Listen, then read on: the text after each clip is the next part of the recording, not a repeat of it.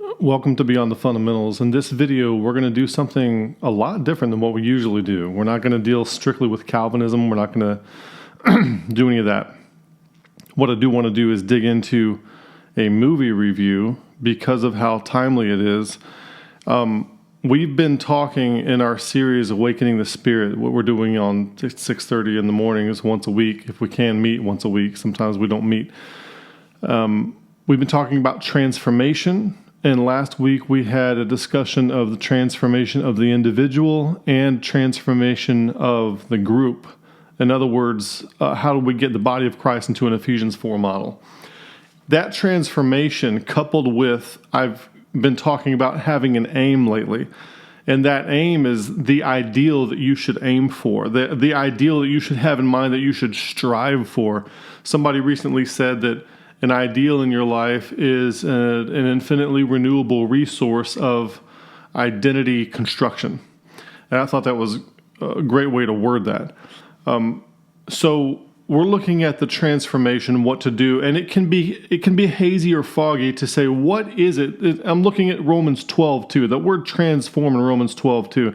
What I'm looking at is, what can I aim for to behave like that is something that is right. And one thing you want to be able to do when you transform into something, and when I talk about this, I am by no means claiming to have achieved anything or be transformed. I just want to clear that up right away. So it's not like that at all.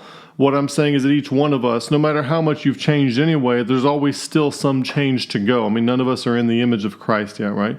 So of this transformation, there is a practical transformation, and one thing you could think of it as is as you want to behave in the most appropriate manner for the highest versatility of circumstances in which you could find yourself. So versatility of appropriate behavior, if you will, across as many circumstances as possible.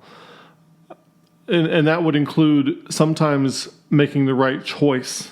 Some circumstances require you to sit and be quiet and just not do anything. And then some circumstances require you to act.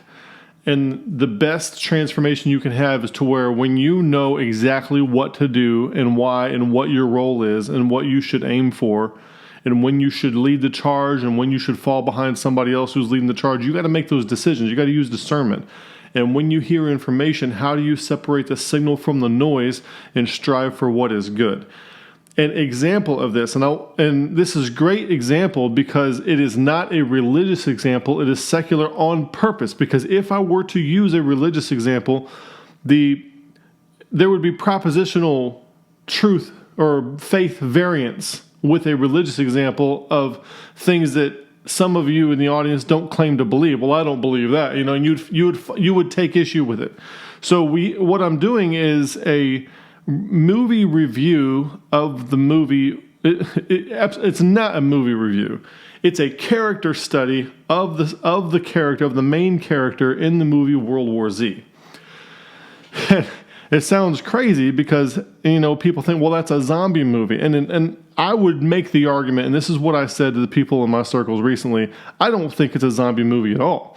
I think this is a character study of somebody who acts more or less appropriately in the worst possible scenario you could put a person in.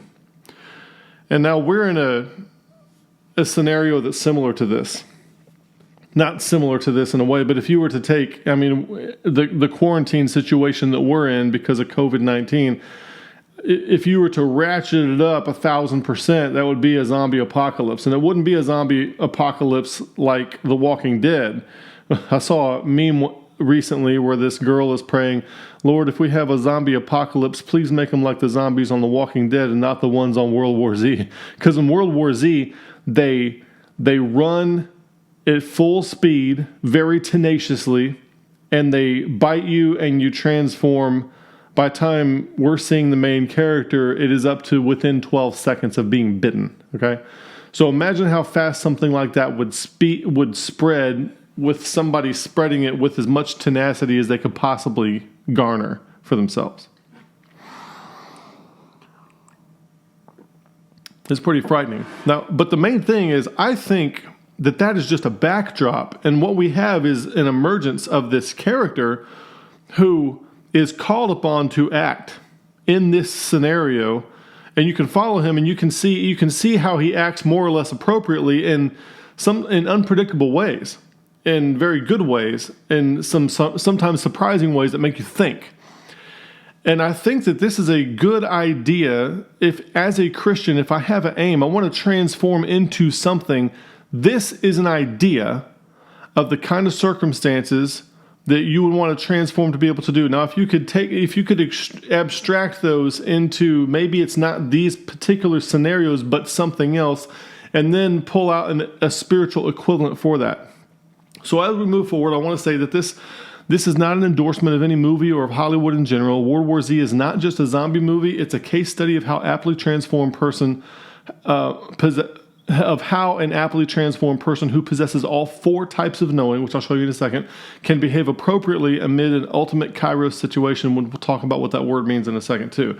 The decision points, adaptive TTPs, attitude and agency of the main character are illustrative of Romans 12:2 transformation, of the Romans 12:2 transformation, and of the faith discussed in the latter segments of our video on the coronavirus that we had a couple weeks ago.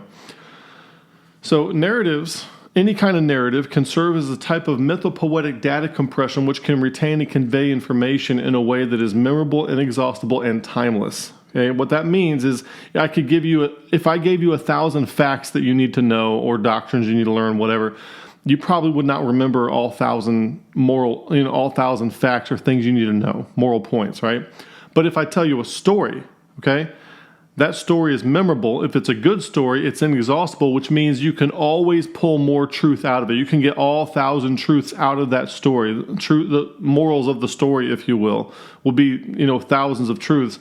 And it's timeless, okay? It works across all segments of time. And that's one of the things about the Bible. One of the reasons it's lasted so long is because the narratives in there they fit this criteria. They're memorable, they're inexhaustible, and they're timeless, okay? You can keep getting information out of them that you can use. And a lot of times, even movies today, you can get stuff out of that you can use. And I don't want to take you to how you should watch movies. I used to be part of, you might call this a cult, and looking back I probably would too, but I used to be part of Christian fundamentalist groups that did not believe in owning a TV. I spent a little time there as a kid, and then when I grew up, kind of grew out of it as a teenager, our family kind of moved on to something else. And then when I became an adult, or a young adult, very young adult, I had this idea that was the way to go, and that kind of thinking treats television and movies or the stories like all they are is entertainment, okay? And you're just putting garbage in your mind, garbage in, garbage out. You call CBS, NBC, and ABC the three sewer lines that come into your house, and they call the TV the glass toilet, and the television and Hollywood. I got all that stuff, okay? I used to preach sermons against having a TV in your house, okay? And I've changed recently, not just recently, but I've come to the point where stories can...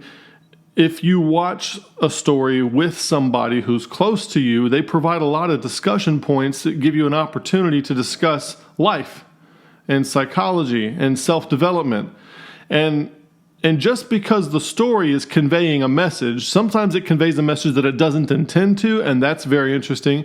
And just because the writer of the story is intending to convey a message, that's where your sense-making has to come in and say, well, if they're preaching a certain message, I have to see around that, okay? So I'm not... you keep using your sense-making, you keep using discernment, and you speak with the people in your life critically about what it is that you're watching, and you find out if there's any morals of the story that you can pull out, and you see if you can detect the agenda of the storyteller, that kind of thing.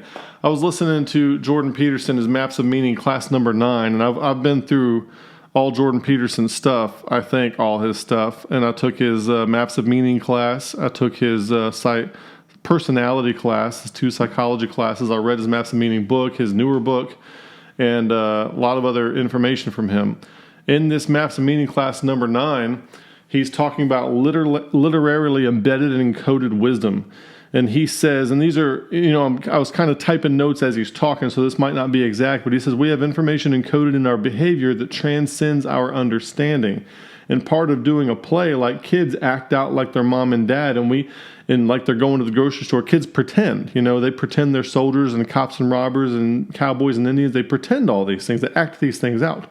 And as adults, we continue to act these kinds of things out in things like theater because it gives us a chance to mentally go through the process of a character in a story without having the cost of having to be that character. Okay, we can see a character make bad choices and then reap the whirlwind, and us not actually have to reap that whirlwind ourselves. We get to war game mentally, if you will, vicariously through proxy through somebody else in a story rather than having to do it ourselves. And so it is kind of a way of rehearsal for your own life to think things through. And so it's part of human nature to do this. So he says, you go see a Shakespeare play, and then after the Shakespeare play, you go and discuss the play with your friends. You go have lunch or coffee or something like that. And that's your attempt to take the behavioral wisdom that's encoded into the story and make it articulate. So we're doing that all the time. When you watch a movie, you do that. And he makes this statement. That's actually how educated people interact with literature. And, and of course, he's speaking extemporaneously. So maybe educated is not the best way to say, or some people would see that as a condescending tone, to use that word. But I have noticed that over the years, as I've gotten older and more mature, that is also how I watch literature. I pay attention to literature in any form, whether it's, written or on screen or whatever. So I take the people in my life and we have these conversations about the things that we watch, and that's what's enriching about it. It's not just entertainment. It's the way you can build the relationships and enrich your own life by having a discussion with people in your life, and then you create kind of a waypoint of growth that stems from something that you shared together in this experience, if you will. So he says that's how educated people interact with literature. So I would say that if you're watching movies, it's not that you're being entertained by them if you're doing it right. It's that you're interacting with literature in a way to see if there is something meaningful and timeless that can be extracted from what you're looking at, and something that can help build the relationships around you by dissecting together what it is that you just watched. All right. He says if you're uneducated, roughly speaking, you go see a movie and you just go see it, you never think about it. You don't think about it as something that was produced. You don't think about it as a cultural entity, and you never do that higher order analysis. And that is how I would describe myself watching stuff in the past. I thought of it as only entertainment, never did the higher order analysis on it. I was not equipped to do the higher order analysis on it. And now that I'm a little bit older, have a little more life experience behind me, there is a little bit of equipping to do a higher order analysis on it. And so watching stuff is a lot different now than it was 20 years ago for me. And so I hope that also some of you get what I'm saying here, and you don't see the fact that I'm talking about a movie and just absolutely flip your lid that I'm talking about a movie, okay? So if that's you, you might not be ready for this yet, okay? And then he has some other comments, but I think we get the point here. And, well, he says, so then that doesn't mean that people who don't go to movies and don't talk about them aren't learning anything. They're learning in a very abstracted form of imitation. So then you don't go to a movie. You go to 100 movies, and you imitate something that's common across 100 movies. What's that? Well, that's an archetype, something that is common across 100 narratives, if you will, not just movies. The hero archetype, okay? Christ is an archetype because he is the archetypal example of taking on responsibility and being willing to sacrifice everything to follow through with that responsibility. And that is the archetype, and every person is supposed to imitate that, and not be an imitation of it, but to follow that example as of, I'm going to also take on responsibility and be willing to bear the cost of that responsibility as well. That's what we should be doing. So the 4 types of knowing, propositional knowing, procedural, and perspective and participatory. And propositional knowing is about conviction of truth claims. Procedural knowing is like knowing how to catch a baseball. It's engagement, practical demonstration of empowerment, the ability to do something. All right. And perspectival knowing is having an optimal grip on a situation, knowing where all the moving pieces are and what from your perspective and where you fit in the tool. And then participatory knowing is attunement and connectedness, and that continuity of contact is what John Vervaeke says. That continuity of contact, that attunement and connectedness with the arena and agency relationship. Now, if you put these things together, the faith that's connected with this, we walk by faith, not by sight. We tend to think that, some people would tend to think, and I would tend to think in the past, that would mean that, I'm just walking by faith, I'm just trusting God, and I don't know where I'm going. And that's not what that means at all. Walking by faith and not by sight means that there is a vision of a better future out there that only it's, where there's no vision, the people perish. You have a vision of it and you can picture it, and you pull all the resources and leadership together and you take on the responsibility to make that vision happen. Imagine like a bridge engineer. There is no bridge there. He walks by faith, not by sight. He has to fully commit himself to the end state of that bridge existing before it's there while nobody can see it. So he has faith in something that nobody can see, but it's not blind faith in something that it has no bearing on reality, can't be measured, tested, that kind of thing. So it's something that transformation, that thing that you're aiming for is something that you can envision, okay? And that thing that you can envision, you're going to have to alter and modify that over time and change it because, what do you know? What do you know about life? So you're going to learn every day and you're going to modify that. And you have to aim for something or you'll be destroyed. So we're in this situation where we don't have enough information to have the perfect thing to aim for because we're flawed. But if you don't aim for something, you won't get anywhere. So you have to start aiming at something and modify what it is that you're aiming at as you go, okay? And continue to improve both yourself and the concept of the thing that you think you're aiming at. All right, so it's a constant attunement, if you will, and a constant calibration has to keep going on. You have to involve your discernment and all that.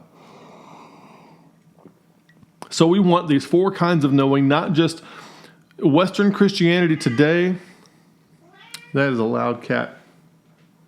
Hey, buddy. Western Christianity today is focused almost solely on propositional knowing. I know that, or I believe that XYZ is true. Conviction, that kind of thing.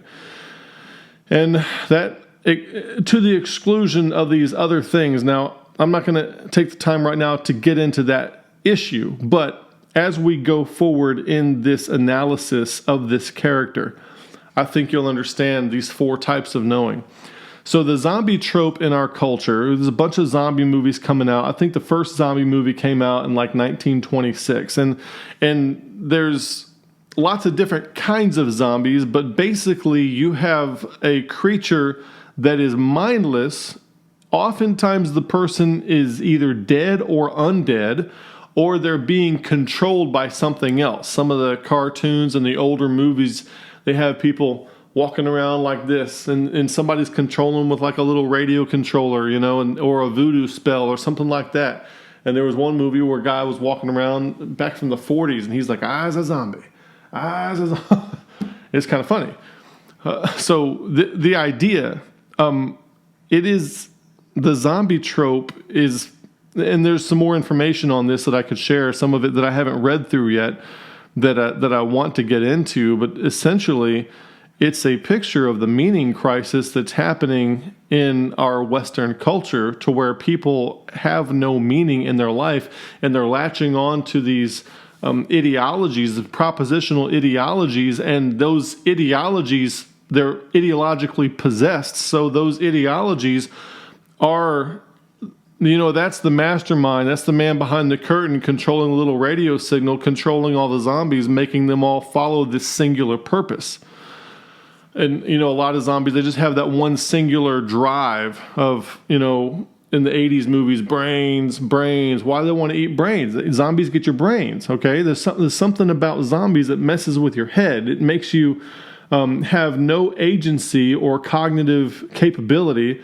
It's a complete narrowing of cognitive capability down to one thing that's decided by something or someone else, okay? And if somebody's ideologically possessed, like we've talked about before on this channel, how Calvinists are ideologically possessed, they are controlled by that one thing. They're essentially a zombie. They're ideologically and cognitively a zombie. They are more or less stronger and weaker versions of this one virus of Calvinism that, it's one thing that can infect people. And that's what's in control. They don't have it. It has them. And that's the main ideology we talk about on this channel. But any ideology could be like that. All right. And that one in particular, though, there's reasons for that that we talk about in other videos. We'll talk about the difference between Kairos and Chronos. There's two Greek words that show up that get translated as time. And the first one is Chronos.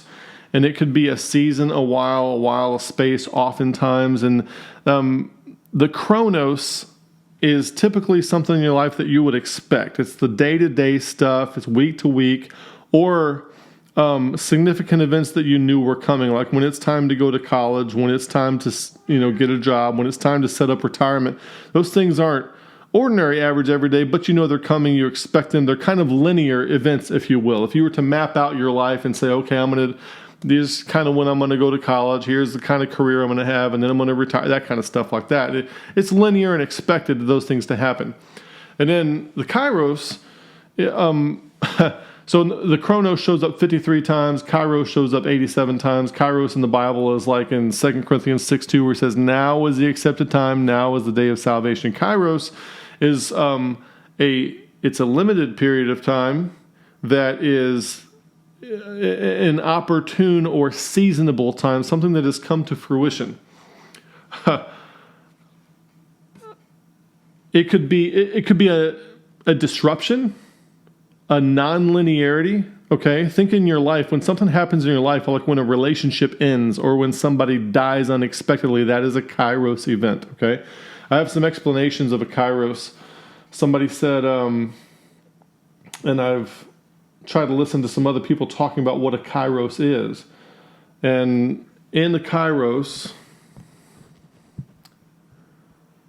we are in a period of time where a system is sensitive to our actions. There's a big timing issue to this. An action that would be important 5 weeks ago or 5 weeks from now might make a big difference in the system. Or an action right now might make a difference now that might not have made a difference 5 weeks ago or 5 weeks from now. I think Jordan Hall was the one that actually said this stuff. A period of time where non-typical actions can have a huge impact on the systemic course of the future. And if you think of the systemic course of things, the example that Jordan Hall gave was, imagine a steel ball rolling through. If you ever played that game Labyrinth, where you move the little wood panels around, try to get the steel ball through the maze. Well, imagine a steel ball moving in a deep groove in the wood to where you couldn't dig it out if you wanted to, and it's just moving along. I mean, you'd really have to do something significant to get that ball out of there. So it's kind of fixed and set, and that's kind of analogous to trying to change things in our culture. If you try to change things in your denomination or in the government, it's probably not going to happen. It is on a set course. A Kairos, imagine that groove in which the steel ball is rolling gets shallower and shallower and shallower till pretty soon there isn't one at all. And you've gone from a situation to where the future is set, fixed, and determined, and everybody pretty much knows what's going to happen, to where suddenly anything can happen. That ball can go anywhere. And the decisions that you make at that point in time are much more impactful than decisions you make while that ball is stuck in that groove. And that ball, that's our culture, that's our lives. Everything is moving along in that groove. And some things you couldn't change if you wanted to during Chronos times period. But when the Kairos happens, it can either be a disaster, an absolute disaster. Sometimes a disaster causes it, or you can act in such a way to turn it into an opportunity where we can take systemic failures that we had during the Chronos and then implement the positive changes during the Kairos. So it's important to understand that it is atypical behavior, and you have to spend your time in the Chronos preparing for the Kairos. So when the Kairos happens, you have to act. Now, the Bible has some stuff to say about the letter of the law and the spirit of the law. When you're following the letter of the law, you have to do these things. People get rigid and militant about these things and legalistic about these things, and those are Chronos things. Typically, and like I said in one of my previous videos in the Awakening the Spirit series in the conference room that we filmed, is that pre-transformational stuff. Almost all the instructions in the New Testament are pre-transformational instructions, kind of like, how to behave in a waiting room before you get called to the back. It's pre-transformational instructions. It is not. So once you are transformed, you are now in a situation, especially when you're transformed and in a Kairos event, where everything, you have to make the decision of what is right on the moment, and there is no system, there is no ethical code or moral code that tells you, that could possibly tell you the right thing to do or the right time to do it during the Kairos event.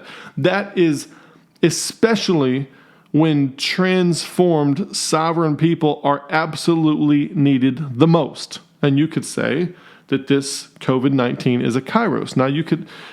People might argue with that, and there's a couple different things you could argue. Okay, is the disease causing the Kairos?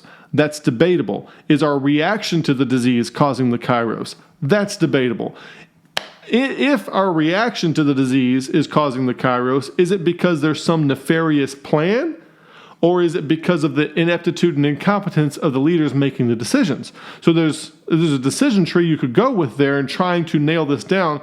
But the point is, we are in it. And you have to view this situation, if you're not a decision maker at that level where you can make a huge difference, you just have to realize that whether it's the disease or the government, whether it's corruption or ineptitude, regardless of what that is, this is the environment in which you have to operate, and you have to figure out what you're going to do in this environment. So that brings us into this movie. Let's look at what this character does. If you've never seen this movie, I'm going to spoil everything, okay?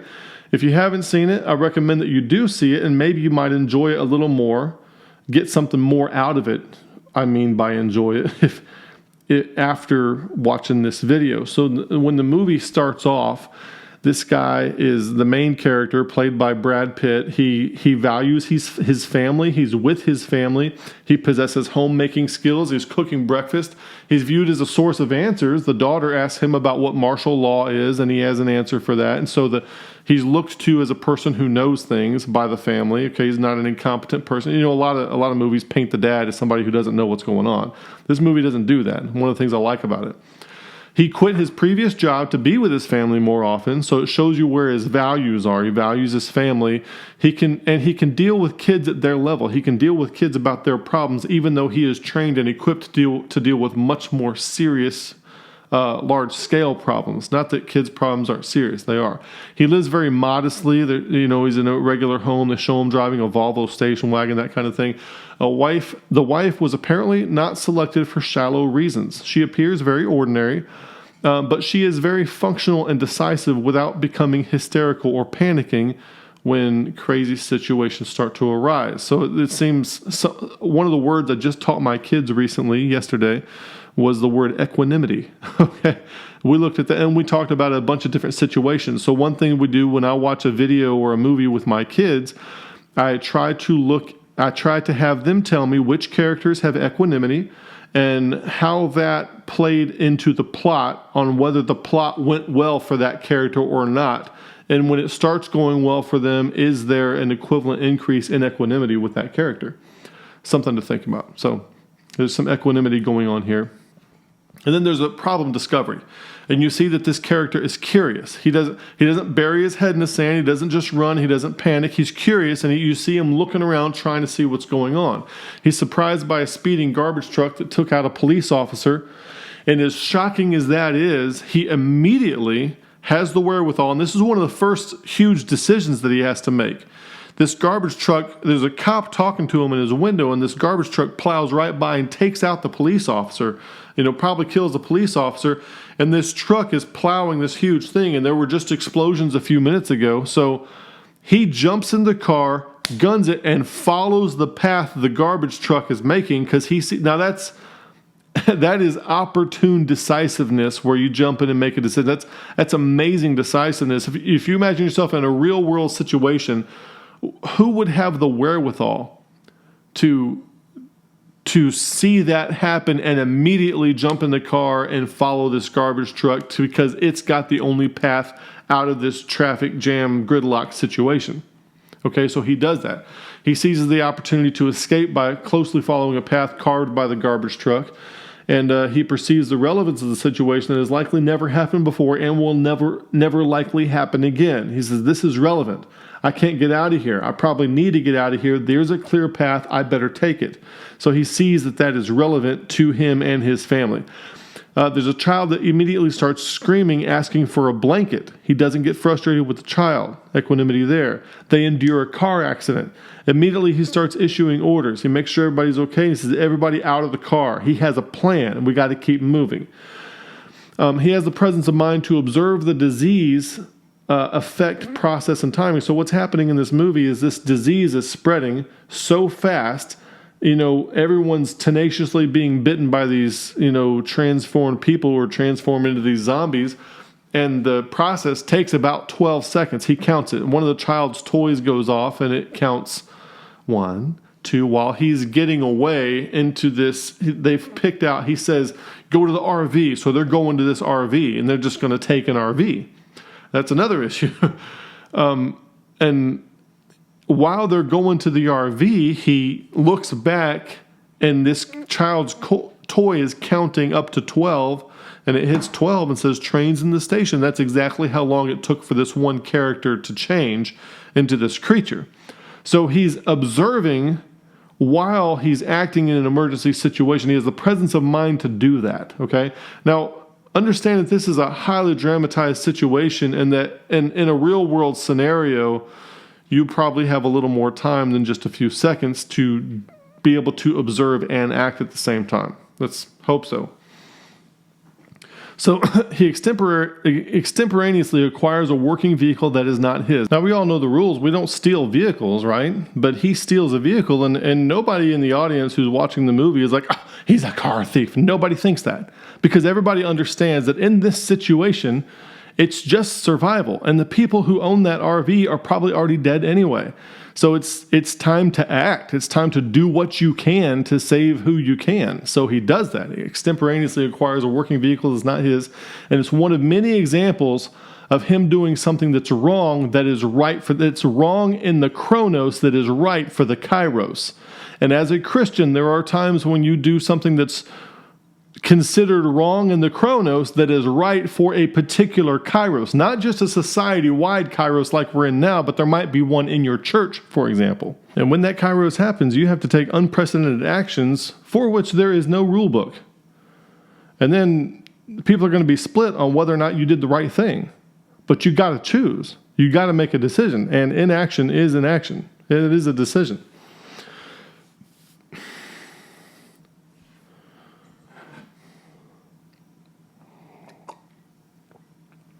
While this is going on, the wife effectively fights off aggressors without panicking. She has the wherewithal to brace herself against the other side of the vehicle and kick some of these infected people out of the window with her feet.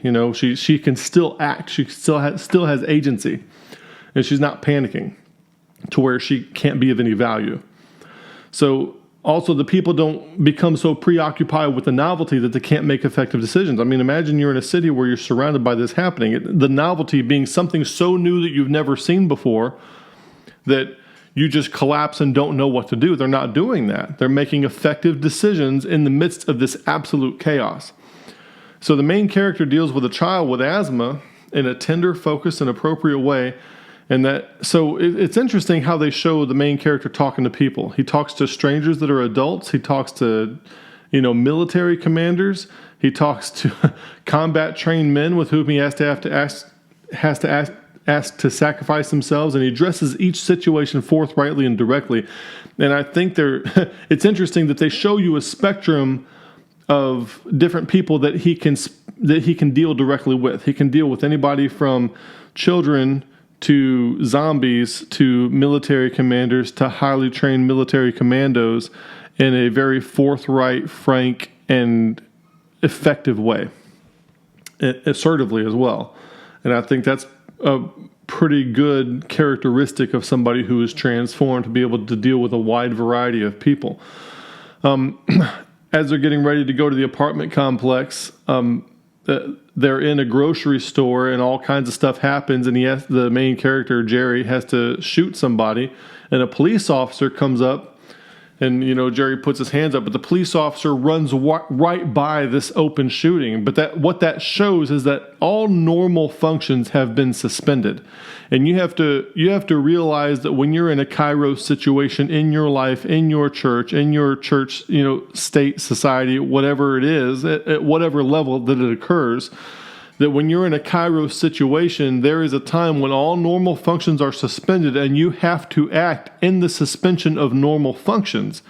And sometimes you have to act in the suspension of normal rules as well, where you have to break away from the letter of the law and look at the intent and figure out how to accomplish the intent, the spiritual intent or the aim or the goal, regardless of what the letter of the law does or doesn't say, because there is a point where it is not applicable.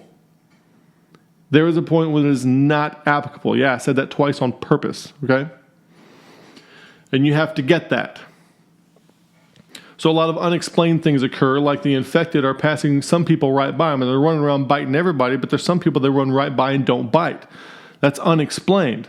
And so you can either kind of flip out about the unexplained things, but you'll see that Jerry, the main character, tucks these away in his head, and he recalls them later, and it's significant, and you'll see why. So he goes to this apartment complex, and he accepts help from others. He leaves when he's asked, and it encourages movement for safety. So he kind of has an idea of when things get like this, you have to move. Those who move stay alive. That's what he's encouraging to happen, and they don't. And they die. Well, one gets out, but basically the parents don't, and they die. He creates an improvised bayonet. He improvises protective gear by duct taping magazines and phone books to his forearms and legs. Now, in just a few hours, he's already ascertained what's going on, and he's been able to think about what he can do to mitigate getting infected himself when he has to come face to face with these things. So he's got this improvised bayonet on the end of his gun using duct tape, and he's duct taped some some magazines and phone books to his arms and legs in case he gets bitten, which is very smart, to be able to think to do that. So to ascertain in a different kind of Kairos situation, what is it that poses a threat to me, and what can I do immediately to protect myself from that threat? That might be what you have to do. In a church situation, you might have to do something to protect yourself from the threat of some elders or deacons or a faction of the congregation or something like that. You have to think those things through. And so in the military, we have something called TTPs, and that's tactics, techniques, and procedures. Okay. And when I was trained to be an officer, my training was Vietnam era jungle warfare type training. But I had not been to NTC at that point in the initial training. And there I was in 2003 in Iraq, and I'm in the desert, and I've never had anything but jungle era training. And a lot of people were in the same shoes. They had not had training for that kind of theater. And so in that point, Army doctrine was not as important as important. What was important was the TTPs, the techniques, tactics, and procedures that you got from the other units who were around you. We're all learning from each other, and we're basically building on the spot doctrine as we go based on the environment and based on what we're trying to accomplish in that environment. So the old legacy Army doctrine did not apply, that we had all been trained on, did not apply in this new scenario, and we had to make our own doctrine on the fly, okay? And that's what we did. And in a Kairos situation, that's what you have to do. He takes, when the family dies, this little boy escapes, and he takes the little boy in, so it shows that he's got some compassion, even though he acts decisively. When you act decisively, people think that you're arrogant or a sociopath or a psychopath when you can act decisively and make quick decisions. But they show him, so you don't think he's that, because people tend to think that. They show him willingly taking in this little boy to show you that he has a human and compassionate side. When he comes out the top, he has gotten some blood in his mouth from the infected, so he thinks he might turn. He doesn't know what it is that makes you turn. Do you have to get bitten, or is just blood getting in your mouth enough to make you turn? So as soon as he gets out of the building where he just had to fight off a bunch of these creatures, he runs over to the ledge, and he throws his gun down, runs over to the ledge, and he's getting ready to jump off, and he's counting to 12. So if he can make it to 12 and doesn't turn, then he's good. If he doesn't make it to 12, he's going to jump off and kill himself. Now, in that scenario, nobody questions that. That sounds really smart, for the sake of his family and the other people there, to save them from himself becoming one of those creatures. But don't we all have Chronos rules against suicide? I mean, a lot of you out there, a lot of Christians out there teach you commit suicide, you automatically go to hell. Okay, what about that scenario? And there's another scenario in this movie too, where, I'm not an advocate of euthanasia, but in that scenario, you got 12 seconds or you're going to become a killer yourself. It's time to overturn a rule, okay?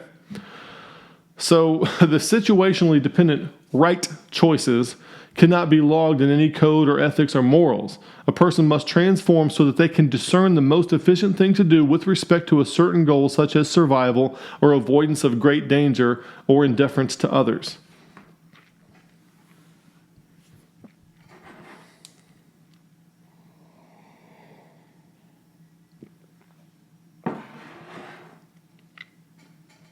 He and his family are picked up by a helicopter that's sent by the Deputy Secretary of the UN, because he used to work with him and he knows him and he wants him to come back and work for him. So he gets a helicopter and goes to this Navy boat, this Navy ship. And on this ship, he's introduced to a doctor who represents the best hope for solving the problem. This guy's got all the answers. He's an expert virologist, and he's going to solve this problem or lead the team to solve the problem, that kind of thing. So he encounters the Navy. He has an encounter with the Navy commander, and what Jerry wants to do is he just wants to stay with his family and be safe. And he doesn't want to go back to work for the government or the UN or anybody like that. But they're saying, we need you. We need your skill sets. And he's like, I'm out. I've done this before. I just want to be safe, and I want to stick with my family. And the Navy commander convinces him. He's like, look, you're on this boat. There's a long line of people waiting to get on this boat. And if you're not going to be of any help to us, I'm going to have to ask you to leave, And so he can either help or not. So he's willing to adjust his perspective based on additional input, and significantly alters his intended role in the situation. So he goes from not being willing to help at all to being the main hope that they send out to go find the answer of what to do about this. So he willingly allows an interaction with somebody else to change his perspective, and then he adopts a new agency in the arena. Okay, I was doing this. I was just protecting my family, but now I've become convinced that the best way to protect my family is to use my skill set actually to protect everybody. If I can solve this problem, then the problem will not be a problem, and then my family will be safe for that reason. So now his agency just went from something very small to something a much grander scale of impact for what it is that he has to do. Okay, so he realizes his best chance of saving that which is most important to him is also that which will help what's important to everyone. And those two goals are in alignment. So he goes with that goal. And then he gets on the plane, and I have a picture of him here talking to the doctor on the plane.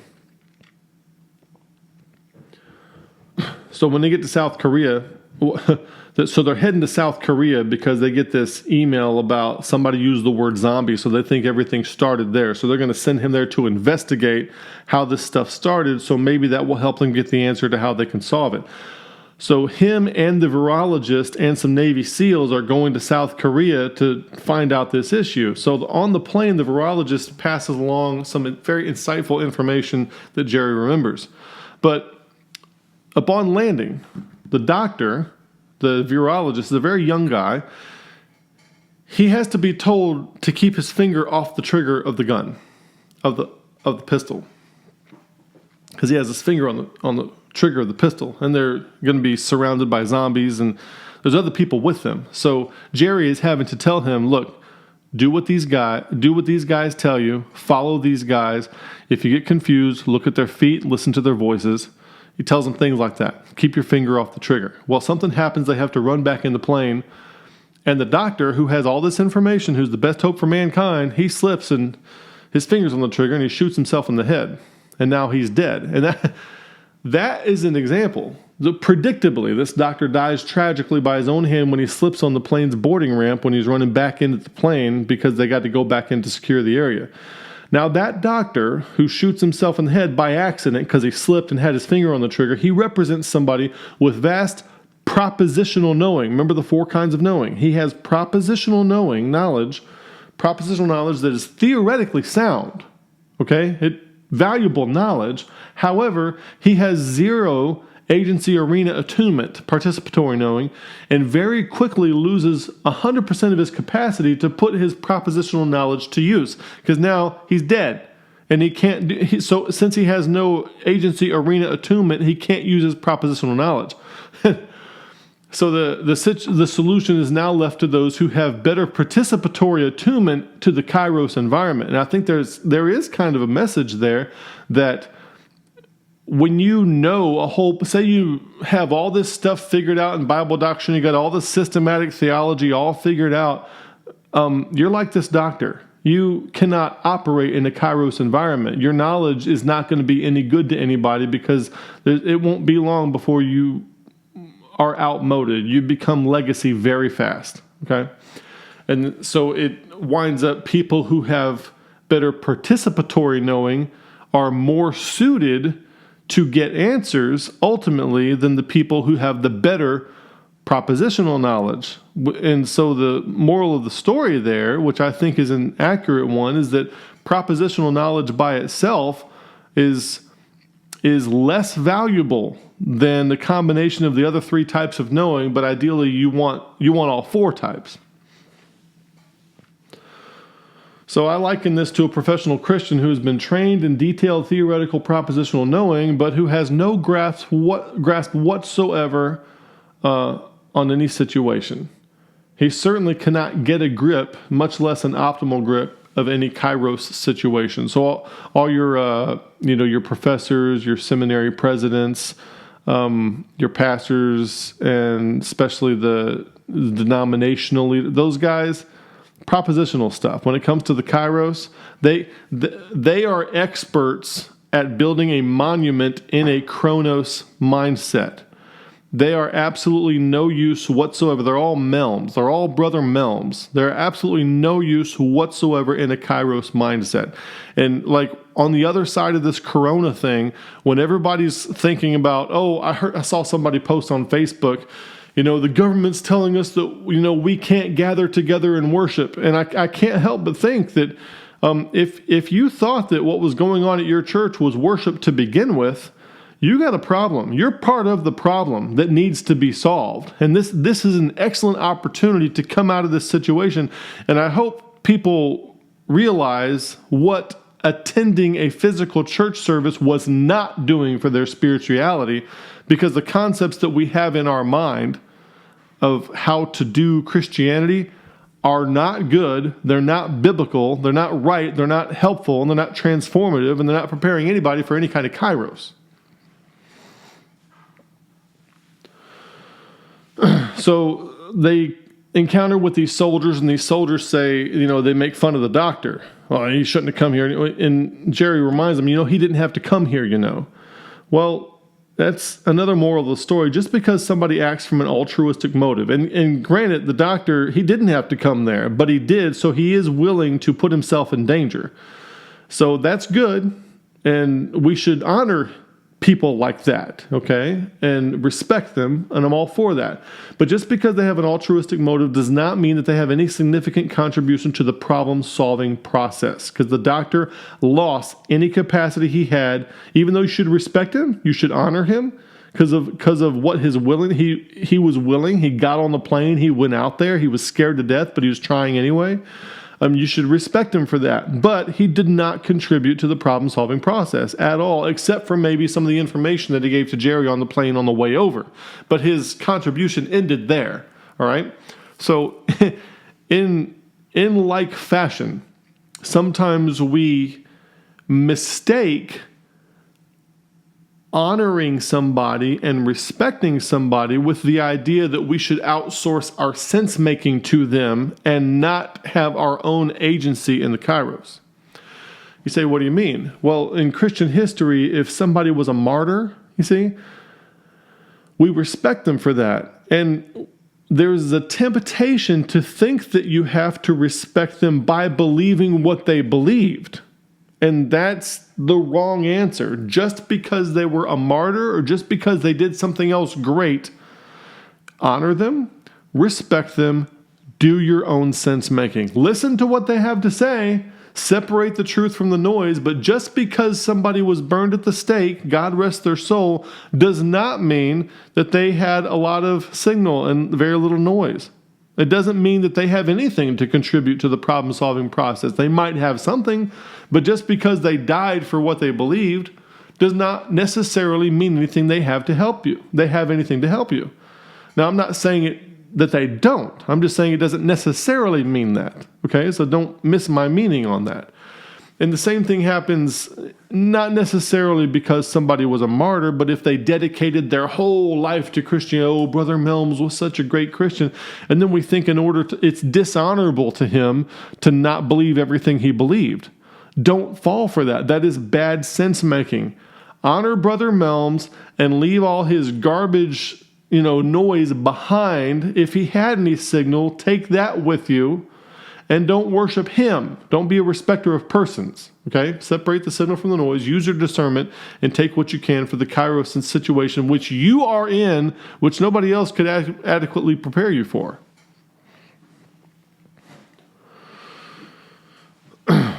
So willingness, as Jerry is there, there's this CIA guy who is in a prison cell, and everyone and all the soldiers there tell him, don't waste any time with that guy.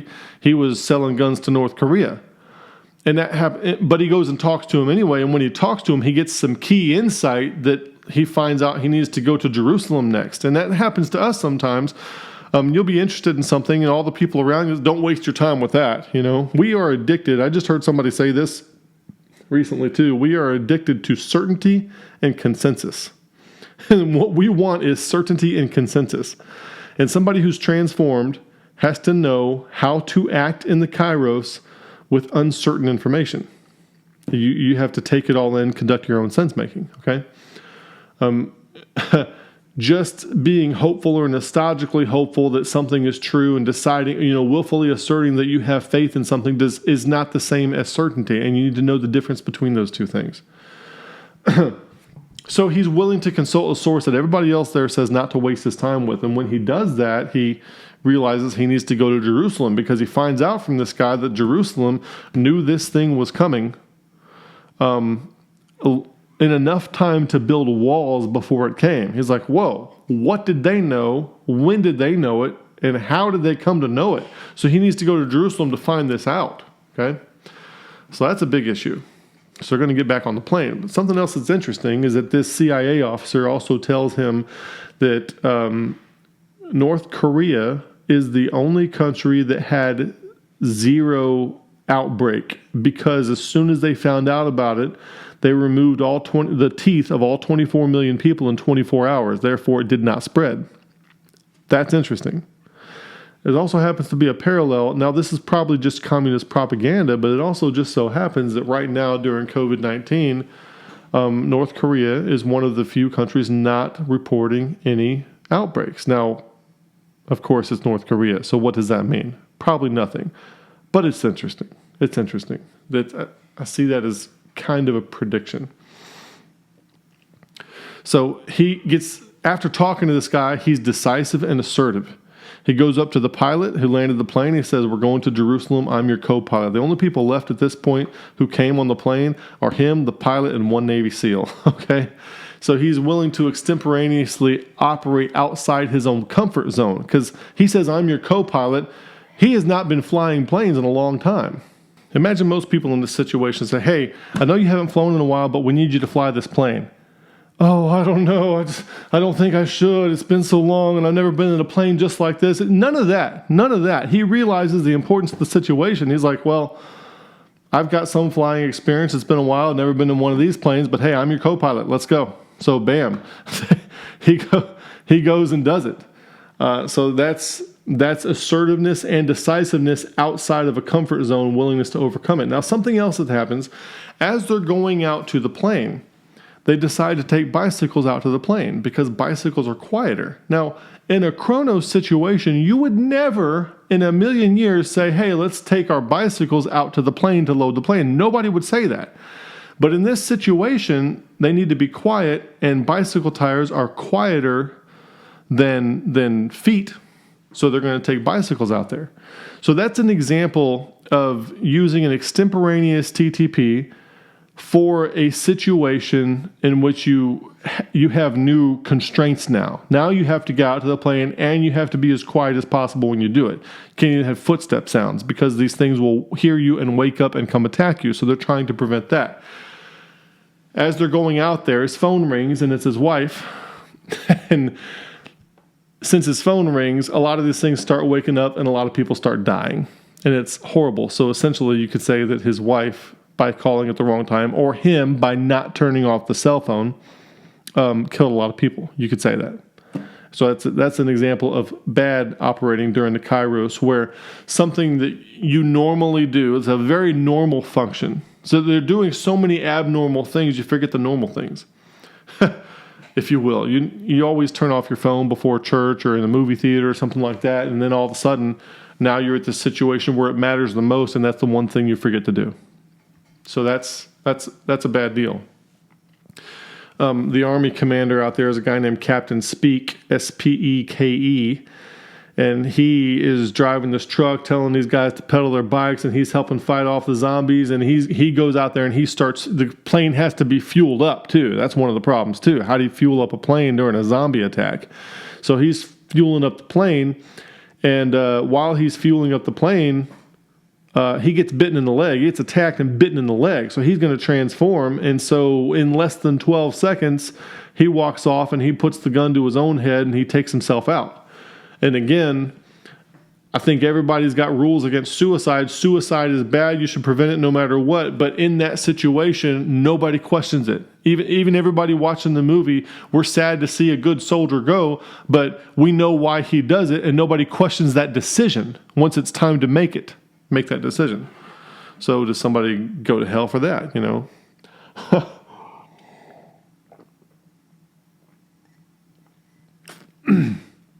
But that demonstrates that the rules for right and wrong are not perfectly rigid, but are best understood in light of the present circumstances and objectives. Appropriateness of your behavior is situationally dependent. An appropriate action is not something that can be mimetically transmitted. Nobody could teach him a year before that there was going to, here's when you do and here's when you don't commit suicide. You can't teach that, okay? He just knows. He intrinsically knows. He can assess the situation, make that decision for himself, and he breaks the rules, which happens to be the right rule for that situation. And then because he was fueling the plane, now these three guys are on the plane, the Navy SEAL, the pilot, and Jerry, and the The fuel line is still in the plane. So Jerry has to look the Navy SEAL dead in the face and say, the fuel line's still in the plane. We can't take off with it in there. And the Navy SEAL doesn't question anything. He just says, I sure hope you find what you're looking for. I sure hope Jerusalem pans out or something like that. I forget what he says. And then he goes out there and he does his duty. He unhooks the fuel line knowing that he's going to die for going back out there. It's just how it is. So that's pretty amazing to be able to do that, to look somebody in the face and say, and ask them to die a horrible death within minutes, within seconds, really. So he has to go out there and do that. So South Korea, you see a bunch of examples there. So they get in the plane and they fly. So what I want you to be thinking about all this time is all the little decisions they're making that aren't the norm, that aren't the Chronos norm. And also when he goes against the majority recommendation to not talk to the CIA guy and he talks to him and it winds up panning out. So he goes to Jerusalem, and I have a picture up here that shows the walls out there. And Jerusalem had enough, in Israel, they had enough time, enough warning to build these walls. And it shows him coming in, and he gets assigned this Israeli soldier who's a female who plays a significant character for the rest of the movie from here out. She's a significant character. And he's talking to this Israeli intelligence guy, what do they call him, Mossad, something like that. And he's asking how this happened. He says they received a telegraph from India which had the word zombie, or technically the word undead, in it. And so everyone thought it was either a hoax or not worth paying attention to or overblown.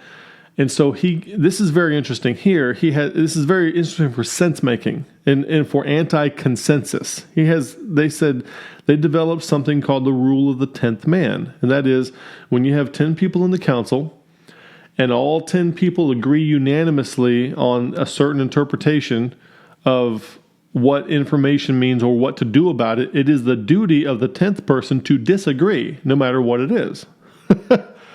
And that is why he disagreed and said, okay, everyone thinks I'm going to say that it is zombies. And so we're going to build a wall around this city. We're not going to let anybody in or out except in a very controlled way. So I love that. The idea of the 10th man. I think we need a 10th man on global warming, and we need a 10th man on so many other things that popped in my head earlier that I can't think of on the spur of the moment now. But there are so many cases where consensus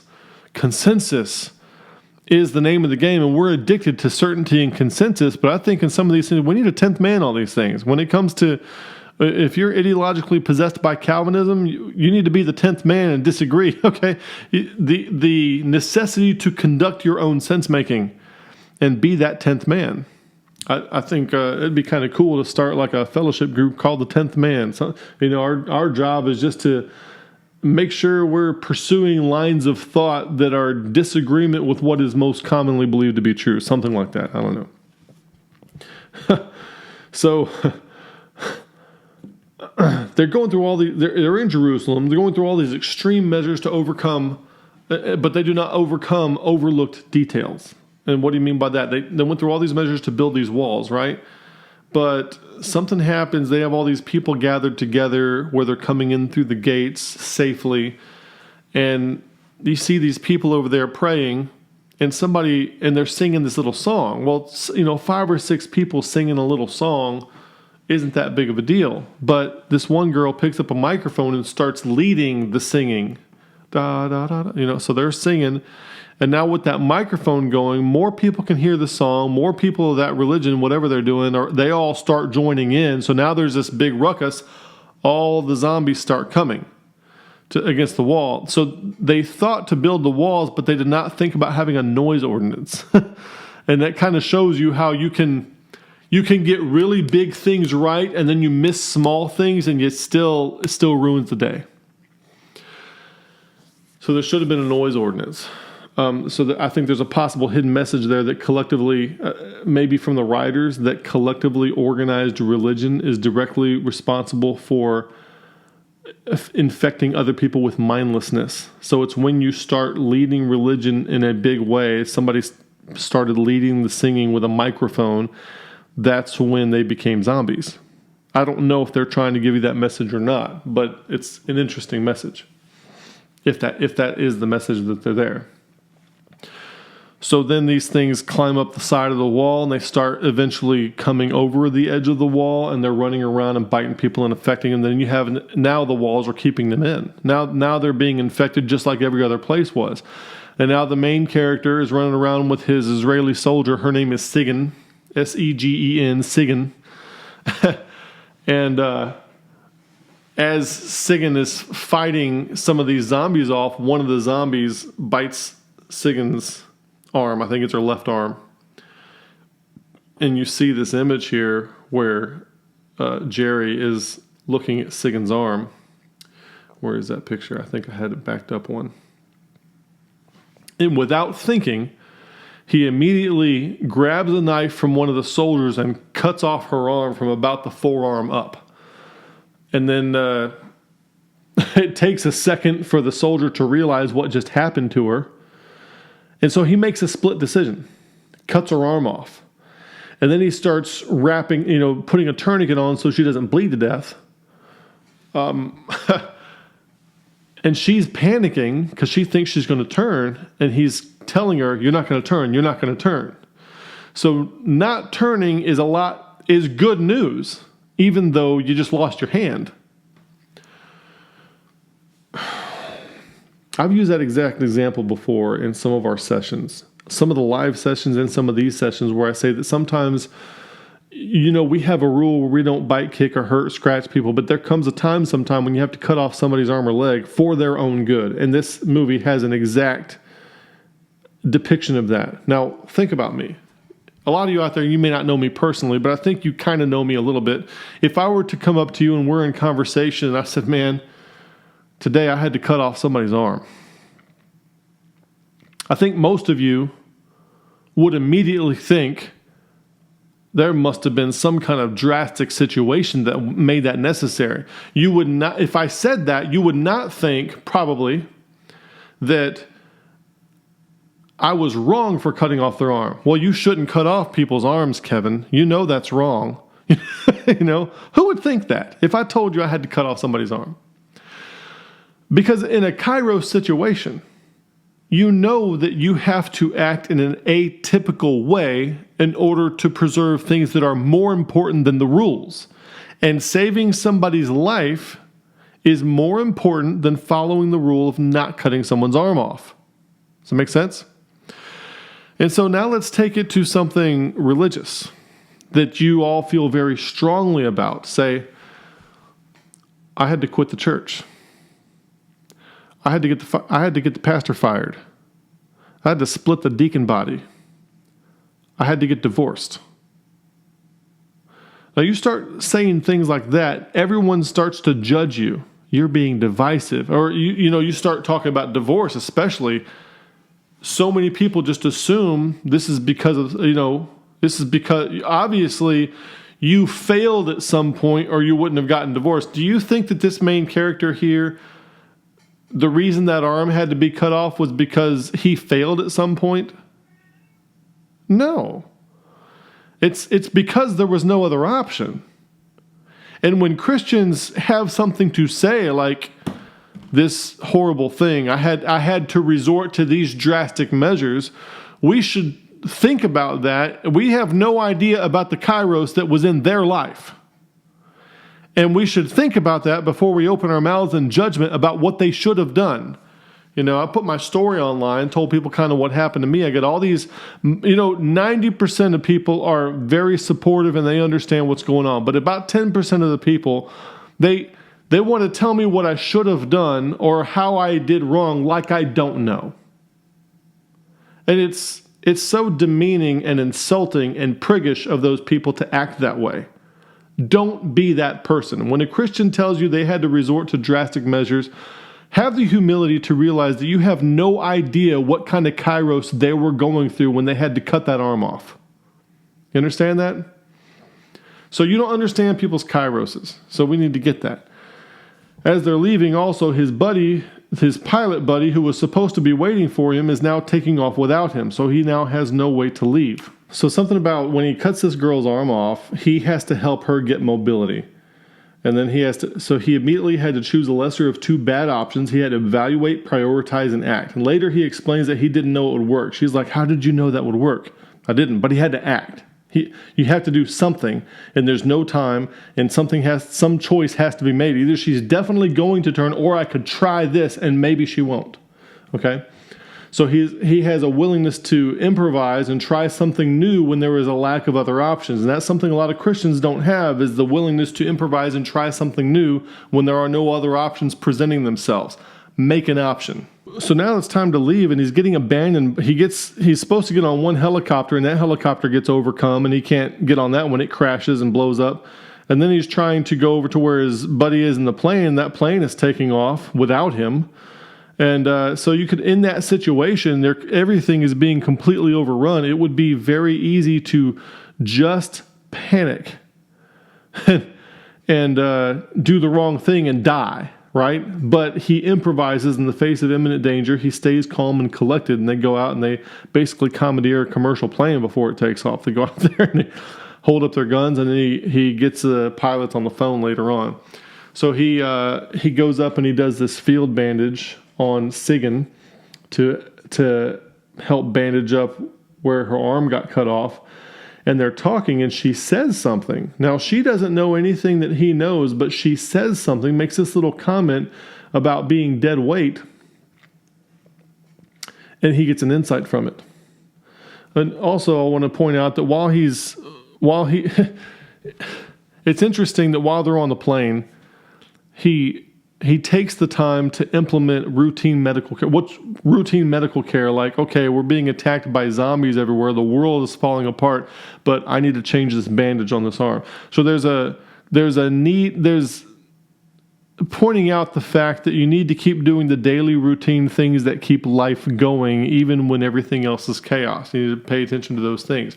He uses alcoholic drinks as an antiseptic and for pain relief. He drinks a little, she drinks a little, pours it on the arm as an antiseptic, and it's very painful. Of course, the teetotalers who you couldn't drink anything would get upset, even though that if you're going to break the rule about not drinking alcohol, that's the time to break the rule about not drinking alcohol. Okay, when you're trying to do field expedient emergency medical care when there's nothing else, no other kind of medicine around. Okay, so teetotalers would be wise to make an exception in this case. And then he's having a conversation with her, and he has a moment of insight from something that she says.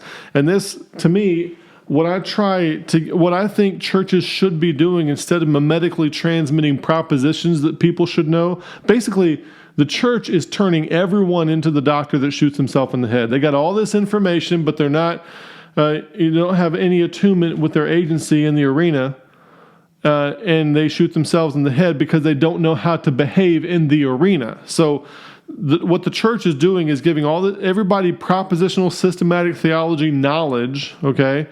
And nobody can operate in the arena, and we're all completely useless. What I think should be happening, what I think I see in Ephesians 4, is where the mutual edification of every member of the body to everybody else. In other words, we're not just mimetically transmitting doctrines everybody should memorize and learn and rules everybody should follow, but we're trying to cultivate insight. And through this interaction with this soldier, she makes a little throwaway comment about being dead weight because her arms are off, and that causes him, that is the trigger, that's an insight. An insight is a rapid increase in cognitive fluency, and that is an insight that ties together all this stuff he's been observing, some things that the doctor said, some things, the people that were not getting bitten being passed over. He gets this theory in his head based on something that she said. She had no idea she was providing the insight, and he had no idea he was about to get it. And real, live, living, face-to-face mutual edification happens in that fashion. And that's what should be happening at church. You shouldn't just show up and everybody hear one guy talk. There should be a mutual sharing of information where other people get to chime in and pitch in different perspectives, and then insight gets a chance to occur, even from people from whom you would least expect it. So this allows him to connect the dots with the observed phenomena that he has so far. And notice that the insight came from a non-expert, okay? And we think, all the insights we're going to get are come from these people, these gurus, people that have been studying, have PhDs for years and years and years, and doctorates in theology and all this. No, they're not going to come from those people. They might be realized, the relevance might be realized by some of those people, but the insights probably aren't going to come from them.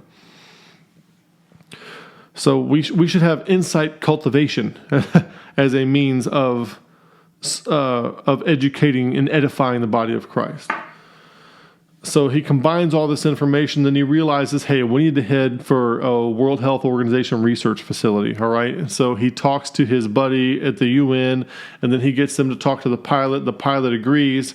And so he needed to appeal to a mutually recognized authority in order to establish the new destination or objective. He doesn't have his own pilot anymore to tell him where to go, so he has to get these pilots to agree with him. So the pilots and him recognize the UN as the authority or as a trusted source, whatever. I don't want any comments about how you feel about the UN, because I feel the same way, but it's story. So that's the purpose that it serves. So they appeal to a mutually recognized authority in order to establish the new destination directive, get everybody on the same sheet of music.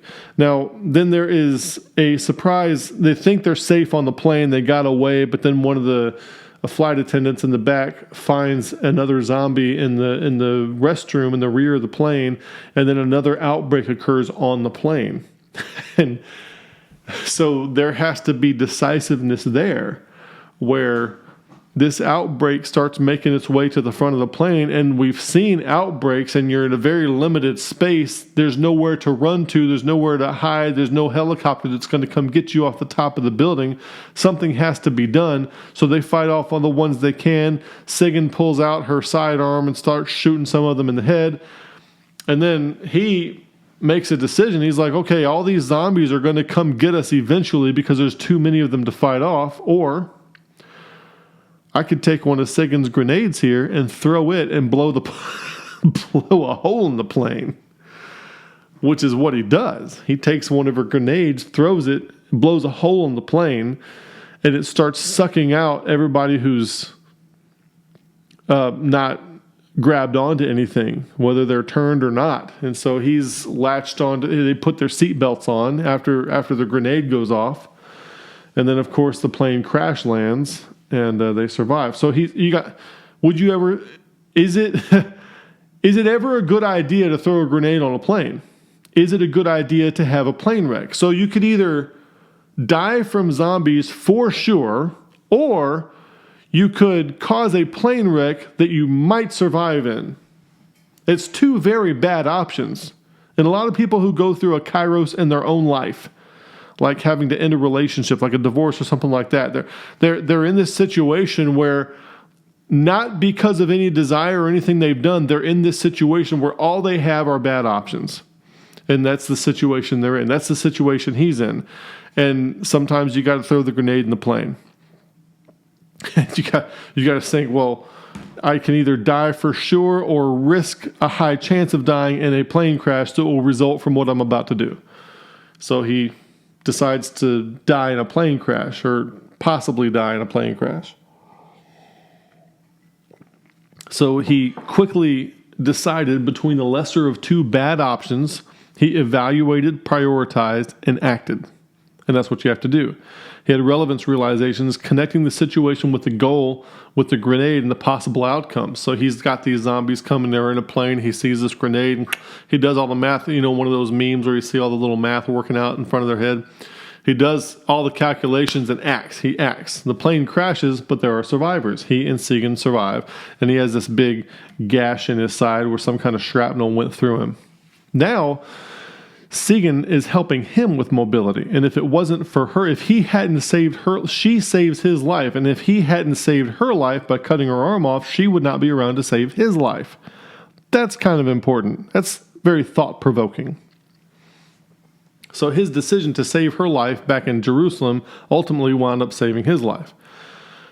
He does have a moment of self-centered loss of cool where he loses his equanimity and gets mad. What do you know about having a family? That kind of thing. But he is quickly reoriented and sobered toward the bigger perspective and primary objective. He finds out that his insight was that the zombies are not attacking people who have terminal illnesses. So if there's people who are already dying from cancer or something else, they're not biting those people.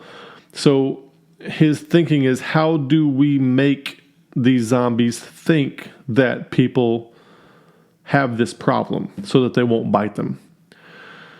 So they have to go obtain pathogens to try this. And getting these pathogens, once he gets to the World Health Organization, requires teamwork, collaborative intelligence, and skills, because half of the World Health Organization facility is infected with zombies, because while they were doing their testing, they got infected because they accidentally stabbed themselves with some blood, and everybody over there, like 83, 82 people, something like that.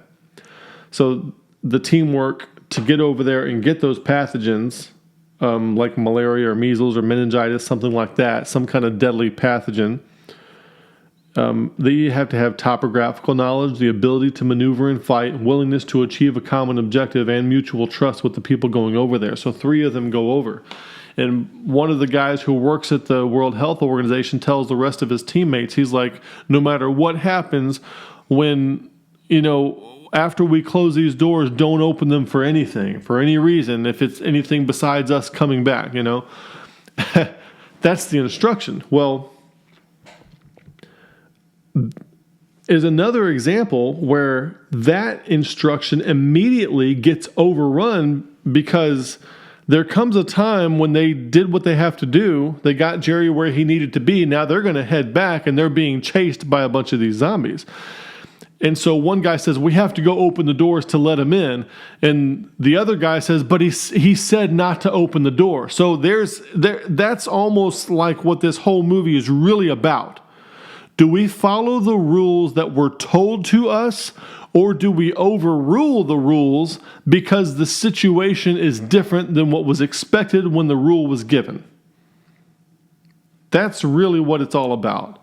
And the guy that decided to open the doors wins out. And if I had to pick an underlying theme, I don't even know if the director or the writer was aware of this, but the underlying theme of the movie seems to be the right time to overrule explicit orders. The right time to overrule or override explicit rules. During the Chronos, you follow these rules, or here's the guidance. And it's all about situations that demand that we override the guidance that was given. So individuals have to have individual empowerment, procedural knowledge. They are empowered to do something and to make decisions in spite of explicit guidance. And you have to know when to do it. And when this guy opens the door, he lets them in, and they're able to shut it in time. So it works out. He saves the lives of the 2 people that are coming back, and everybody's fine.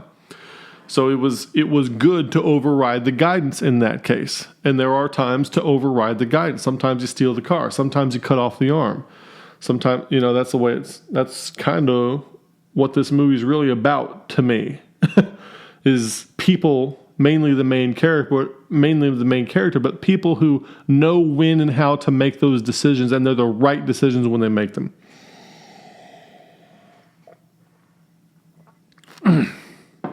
And I would say that little thing just about whether or not to open the door in spite of the guidance is an illustration that religious dogmatism is paralyzing, dead, and disastrous. And the spirit and intent is more important than the letter of the law. And you constantly should be reassessing the situation for the spirit and intent. You have to have a goal, right? You should constantly be reevaluating the situation for the spirit and intent, rather than just, being paralyzed by the dogma and guidance itself. Don't be paralyzed by the guidance to inaction. Know when and how and why to override it, and for what reasons. Because when that presents itself, it's up to you. Nobody can teach that to you. Nobody can do that for you. You have to do that. And then we see that Jerry puts himself at risk to test his theory. And it winds up being successful. So in the resolution, Jerry's work leads to a vaccine which overturns the tide of the epidemic.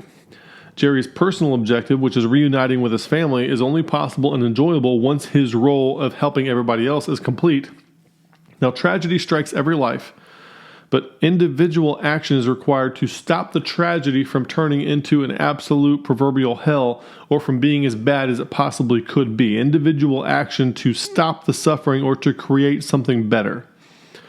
So when you're watching videos and shows and narratives, look for a role, a character, that is lying or where there is unknown information or misinformation, or there's ego attached to information that plays in the positive or negative flow of a narrative. If you were to watch the 24 series, there's a lot of that going on there. But lies, and there's not a whole lot of that in World War Z, really. Maybe there's some that I overlooked or something, but typically what I'm looking for is, I recently came to the understanding of the connection between lies and resentment, and then resentment being this reciprocal narrowing effect on the person where it causes them to be more susceptible to false narratives that that justify the resentment. And so lies and resentment grow on each other into this snowball effect from which the person cannot arise, and it becomes a trap. People become ideologically possessed and resentful and disgruntled in these ways. And it's very horrible.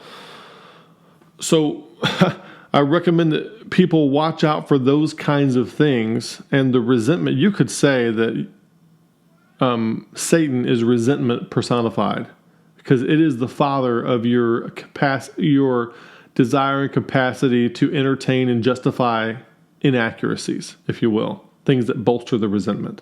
And you want to feed that resentment, and you want it, you desire it. And that is those who are taken captive by the devil at his will. You're in that reciprocal narrowing cycle where you just can't get out. Okay, and you can see that play out in dramas sometimes. So look for that. So what I want you and I to do is to prepare during the Chronos. And this isn't a Chronos societally. We're in a Kairos, but during the Chronos, prepare for the Kairos. During things that are normalized as much as possible, that's when you prepare both physically and psychologically and spiritually to operate appropriately during whatever Kairos presents itself.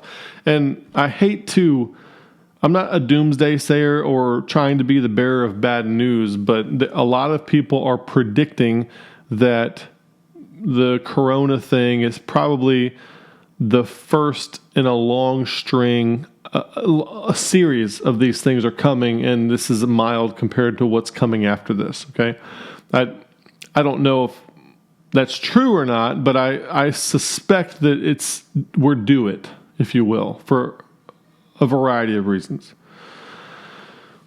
So I wanted to walk through this movie with you. So that we could look at this character. It's a character study of somebody who knows when to break Chronos rules when they're in a Kairos. And that's what I want you to transform into. That when you have a goal, what should I aim for? Be a spiritual version of that kind of character. I need to know when to overturn the rules, when to overturn the explicit guidance in favor of something that better aligns with what the goal is for that situation. You need to be that person that is transformed into that. That's your aim. That's your goal. Okay? I have these notes here. Don't spend any time trying to convince anyone of the truth of unprovable propositions. Just act in the most appropriate manner with respect to the current situation and the objective. When plausible propositions do come into play, the character puts himself on the line in the form of acting it out and demonstrating its veracity. And that's at the end, when he's convinced that he thinks he might know the answer. He puts himself on the line. He embodies the risk of himself possibly being wrong, rather than trying to make everybody else follow. He doesn't just tell everybody to try this. He actually goes and embodies it himself. All right, a lot of people, when they think they're right, they just want everybody else to submit. You need to repent and get right because I'm right and you're wrong. No, just embody the truth you think is true. Emotional attachment to misinformation, propositional narratives is a culprit in any tragedy descending into a proverbial hell. Everyone has to have an explanation, and they are emotionally identified with it. And that's everyone. People, we are attached. We're addicted to certainty, if you will. You got to have that explanation. You got to have that explanation. And we emotionally identify. So that goes into our ideological possession stuff. And those are just some notes that I made on the side. Kind of as I went. Think about this character. Think about what kind of aim you have in your life. You're transforming into something. What does that look like? What is the goal of what you have look like? And do you know the difference between a Chronos and a Kairos environment? And are you prepared to behave appropriately in the Kairos? And I hope that we don't... I would like for the Christians listening to this to not be nostalgically attached to the way things were in American Christianity before this happened. This is an opportune time for something new and better to emerge that looks like the Ephesians 4 edification model can emerge out of this, or at least something more like it. We can move toward that as a result of this is an opportunity to find out what we were doing in church that wasn't working and try to change some of those things and emerge from this changed. That's what I hope we do, and it's what I hope we do in every in every environment. So I hope you enjoyed this video. I hope you got something out of it. I hope you get the spirit with which I'm saying this. I want everybody to get this Romans 12:2 transformation concept and the embodiment of the 4 types of knowing and what that aim can look like of making appropriate decisions in the midst of a Kairos situation, even if they have to break all the explicit rules. And I hope you get the spirit of what I'm saying. Thanks for watching. May the Lord bless you, and good day.